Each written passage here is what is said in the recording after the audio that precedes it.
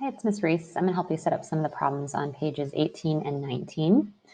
The first question was in your toolkit, so I'm not going over that. I did go over question 2 in class. So I'm going to start with question 3 and just getting help set up on this question. So let's identify our x and y axis on this. And let's go ahead and label the x-axis. That'll be our x variable. So our two things in this problem here, we have finishing nails. That's one item. So I'm going to put finishing. And our other variable, our y variable, is going to be the common nails. So finishing and common.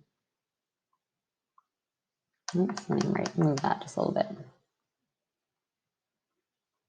All right, so we've got our x-axis, we've got our y-axis identified.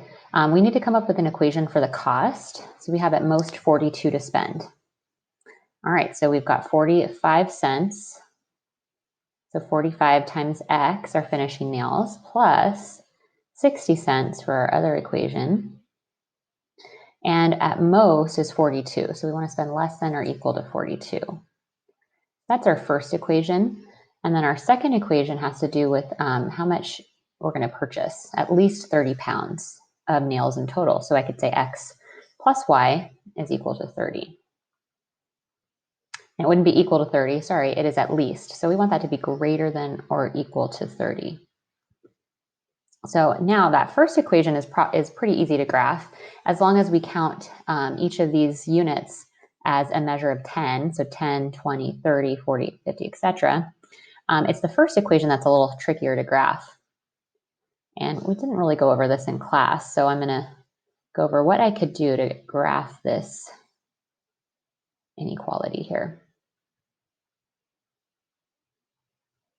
All right, so I would maybe, 42. I'd maybe start by getting rid of all the decimals. If we multiply this by 100, that's going to give us 45x plus 60y is less than or equal to 42. We got to add 2 zeros here. Now we can, rearrange this equation and isolate it so that we have y isolated. Y is by itself. So I could essentially subtract 45x on both sides. That gives me 60y is less than or equal to negative 45x plus 4,200. And then we could divide everything by 60.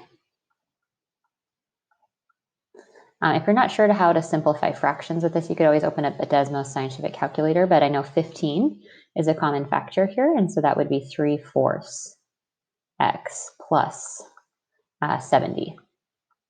So again, our graph is going by tens. So we're going to graph this here. I would maybe start at 70, so 10, 20, 30, 40, 50, 60, 70. And if you go down 3, 1, 2, 3 to the right, 1, 2, 3, 4, that's really the same as going down 30 and over 40. So the slope would be the same for that. So you can go down 2 to the right, 4, and continue that. And then you just rearrange this equation so you can graph it on here as well. Remember, in increments of 10. For this question here, let's identify our x and our y-axis. So here's our x, here's our y. So we've got scarves and we've got sweaters. So I'm going to put scarves here on the x-axis. That's our x variable. And then we've got sweaters. Okay. And it says scarves takes 2 hours and sweaters take 10. And we've got 40 hours to spend. Okay. So I would say my equation for that, scarves take 2 hours. So that's x times 2. Okay. So 2x. And sweaters take 10. So 10y. And we have no more than 40 hours to spend. So less than or equal to 40. So you can rewrite this in slope-intercept form. You can also maybe just find the x-intercept and the y-intercept by plugging in a 0. So for example, if I put a 0 here, 2 times 0, that'd be 0. So I would say, okay, well, this would have to be 10 times 4 to give me 40. And then you could also find the x-intercept if you wanted. Plugging in a 0 here, that means this number x would have to be 20. So you could graph this by finding where the point would exist on the y line and on the x line, or you can rewrite it and convert it into slope-intercept form. Now our other equation has to do with the number of items, at least 5. So x plus y is greater than or equal to 5. So then you would just graph these two here and get two possible solutions. And on our next question here, oh wait, let me check something. Items per week. Okay, yeah. So our next question, we have selling pants for $8.99 and shirts for $3.99. For these, we're just going to round up to 9. Okay, so let's just pretend that's $9 on this question. Let's pretend this is $4 for this question here. Okay, so first equation, let's do an equation that has to do with cost. So our cost, if we identify our x and y axis, we've got our x-axis here and our y-axis here. So for the x-axis, let's say we've got pants. And for the y-axis, I would set that up as our shirts.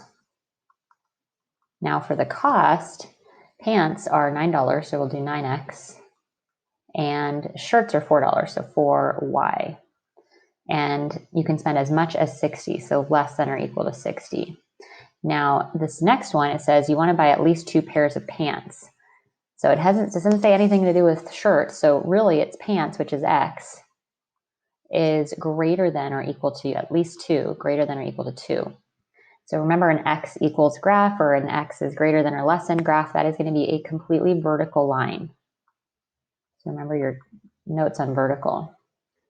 So you're not going to start on like the y-axis or anything. So you have one vertical line, and then you can take this equation here and rewrite it in slope-intercept form. Okay, and then just to get you set up on the last question, making sure our units are in the same measure, let's put x and y on our axis here. I'm going to have you create your equations. We've got baseball and soccer. So let's put baseball for our x. And let's put soccer as our y. All right, so travel time for baseball games is 2 hours and soccer is 1 hour. And we want to spend no more than 15 hours traveling. So you're going to need to take those 3 pieces of information to create an inequality. Okay.